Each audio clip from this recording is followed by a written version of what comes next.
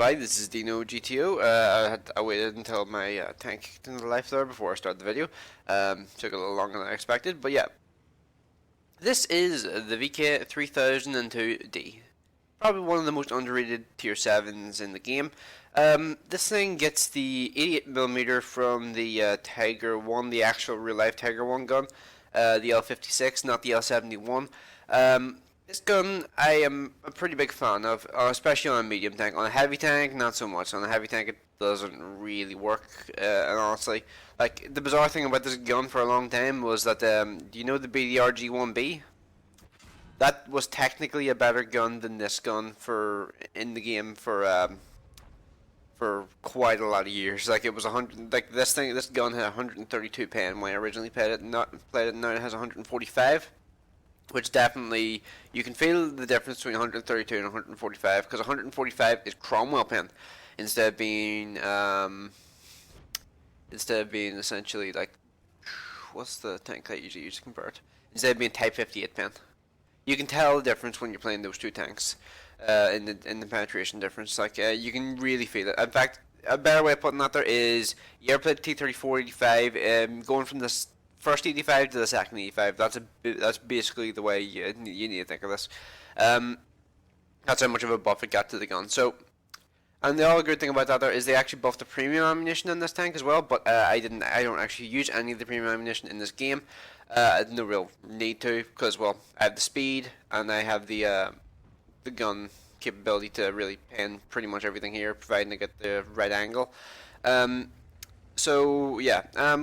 I originally started off on the east, but I changed my mind to the west because, well, I just saw like some of the tanks that were coming that direction and just went, nope, that's going to end badly, and I just slammed straight into that wall there so I can put myself in the side creeping position. This thing I believe has like, was it 50 side armor, I think?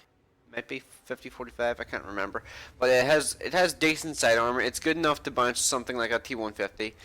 And I think it can bounce 122s as well, so I think it might be 45. So, let's see. And also, don't underestimate the slope on the front. The slope on the front is actually pretty solid. It will catch out a lot of people whenever you are actually able to bounce shots with just using the front armor slope. Plus, the turret's not bad either. The turret, it does look a little derpy on the chassis because it looks massive in comparison to the hull. At least to me, it's really tall looking, but overall, the turret's pretty good, and yeah. With this gun, I have a tendency to just spam shots and hope for the best, because I know the rounds are cheap, and I know that the reload is really quick, because I think it's like 5.6 seconds or something like that there. It's a really, really fast reload for an 88mm gun that does 220 alpha per shot. So, yeah. This gun, really, really solid, and I'm going to actually go for the SU-152, and there's the T-44 again. I decided not to take a shot at him because I want to go for the SU. The SU is the bigger threat to me right now. He is using the 152. I am going to dive off to the side. He has no hope in hell keeping up with me because he is an SU-152. He's dead. Let's see. There's a M12. Going to ignore the M12. Don't really give a shit about him. 88s and stuff are actually still kind of annoying. I don't think those things have their HD models yet. They still have annoying side armor where it's like black hole side armor where you'll fire at the side armor and it just won't pen for unknown reasons. Now this is going to be kind of a funny fight because this is a tier 7 medium versus a tier 8 medium, and the tier 8 medium honestly should have had this no problem at all. It's just that the only reason why I'm able to manage this here is because of my raw speed. This thing's speed is so underestimated. Like the Panther and this are two totally different tanks. The way they play it is like this thing's probably closer to an E50 kind of play style than the actual Panther. The Panther is actually, I'd say, probably closer to the play style of the Leopards than it is to this. This thing here is just really, really good at getting in close and just brawling and stuff. Like the thing with the E50 line is it's basically the all-rounder line, the ultimate all-rounder line. It can do the sniping, it can do the brawling, and it has the armor. The only thing it doesn't have is DPM. So yeah, and yeah, this Yak Tiger 88. He's versus a tier 7 medium. He is screwed. There is absolutely nothing he can do to shake me off him, and he has absolutely no hope of killing me. Because I'm right behind him and there's absolutely nothing he can do about it. And he's eventually going to give up trying to kill me or trying to get me off his back, and he's going to start shooting at somebody else. But I'm just going to keep pumping shots into him. I'm actually going to drive into his ass. I think he stops and like tries to reverse into me, but I only took 100 damage, I don't really care. And I still have a ton of health remaining, so yeah. And a bunch of Shafton T44, my own team, OP as hell. And I'm going to move over here. Yeah, this is like the great thing about this tank. Its gun is, well, the shot's not going to really show it off, but the gun is good, the firepower is good, and the mobility is great. Like I think of this thing honestly as the T54 of tier 7 because it has the rate of fire combined with the alpha. It has the turret armor, which is surprisingly troll. It has kind of lackluster gun suppression in comparison to some of the other tier 7 mediums. It has decent hull armor, and it also has really good speed. So this thing is pretty much the T54 of tier 7. It's not as good as the T54, but it's not. It's probably the closest comparison you're going to get at tier 7. So yeah, I really like this tank. It's really quick. The speed is I think what makes this tank so good. Plus they buffed the engine and all when it got changed to HD. They buffed the engine and I believe the top speed and all on this thing, so it's even better than it was. Like when I originally played this thing, I loved it. Yeah, auto aiming, OP. Let's see, I can take one hit from this guy, I don't really care, I've still got a ton of health. And I think I'm going to be the guy to kill this guy because, well, rate of fire for the win. So, yeah. That just kind of shows you the power of the Vk3002d. And actually, I should have made this video earlier, but I hadn't actually been playing this tank very much. I had to kind of stop playing it for one reason, and that was I was grinding other tanks and trying to get through their lines a bit faster, and I hadn't really had time to sit and play this thing for a while. But yeah, this is probably one of the best tanks in the Leopard 1 line. It's got a good gun, it's got amazing speed, the armor actually works, and the just in general, it's such a good all-rounder. The Indian Panzer is a bit of a step down after this thing. Like, the Indian Panzer, it has horrific aiming times, it doesn't have the speed, and it just kind of has to, like, rely on kind of a mediocre gun. Like, if you've seen the Foch's review of the Indian Panzer, that pretty much sums it up. It's kind of underwhelming. This thing here is pretty much one of the best tanks in the Leopard 1 line. Leo PTA, after you max it out, is okay, but fuck, that's a long grind. I think it's over 100,000 XP to go from no upgrades on that tank to all the upgrades on that tank. I really think they need to give like the engine of the Leopard 1 to the or not the Leopard 1. They need to give the engine of the Leo PTA to the Indian Panzer or something just to make that grind a little less of a baller, because that grind is fucking ridiculous. Like, that grind is way too long. It took me ages and a lot of free XP in order to get through it. I sat and played other tanks to get free XP, just like free XP, the gun and stuff on that tank, because that tank is shit with the stock modules. It is so shit, it's unbelievable. It feels like a bad tier 7 whenever it's stocked. The Leo PTS sucks. So, right, but this isn't about Leo PTA, it's about this little gem that is the Vk3002d. It's actually one of my favorite tier 7s in the game, along with things like the IS.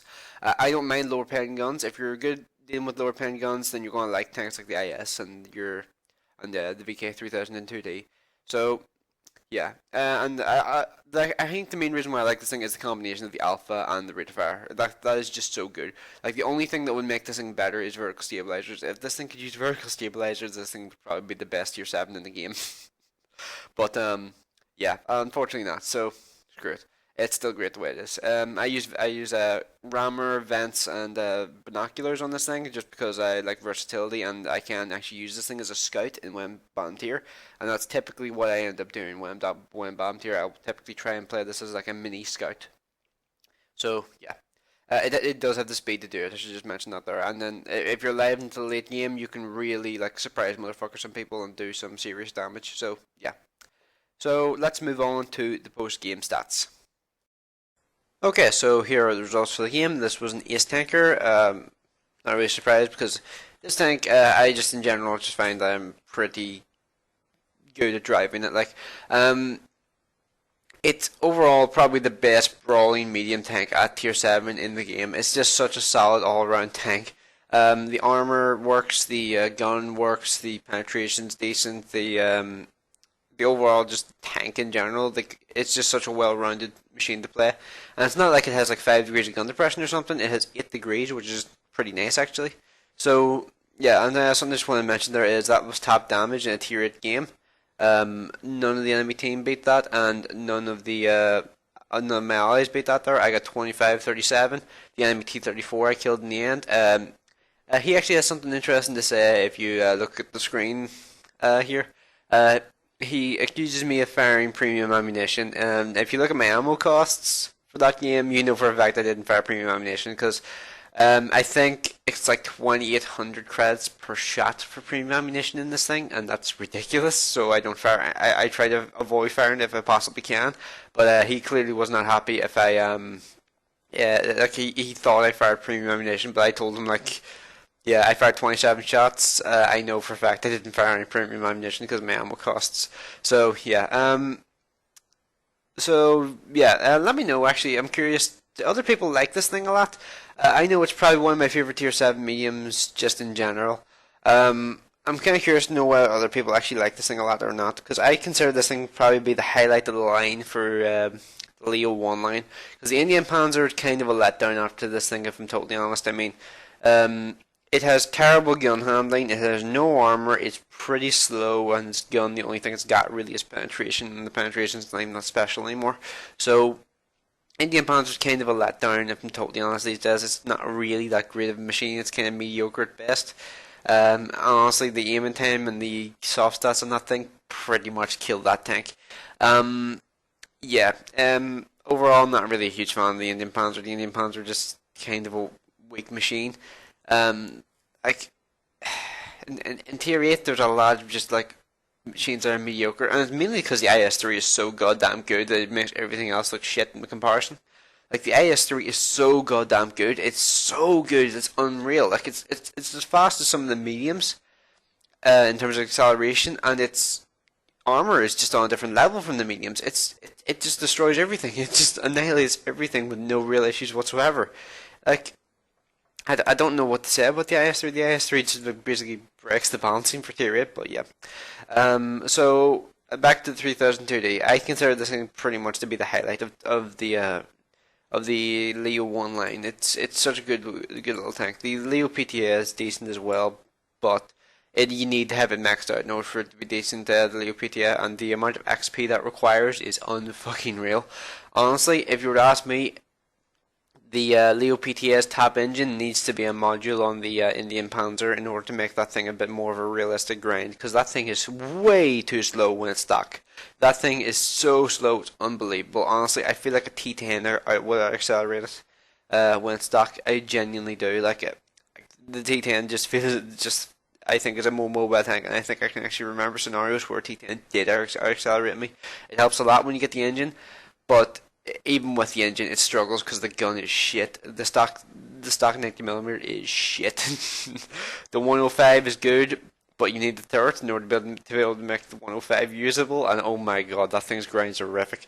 You need to have all of the modules at once in order for it to be decent. It's not like the T10 or something like that there, where if you get top turret, the BL9 will become more usable. But on the Leo PTA, the Leo PTA is just such a piece of shit until it's fully upgraded. Like I honestly can't believe it's gone so long without having like some kind of like module removed. Maybe remove the upgraded engine just so you have like the current upgraded engine is the stock engine.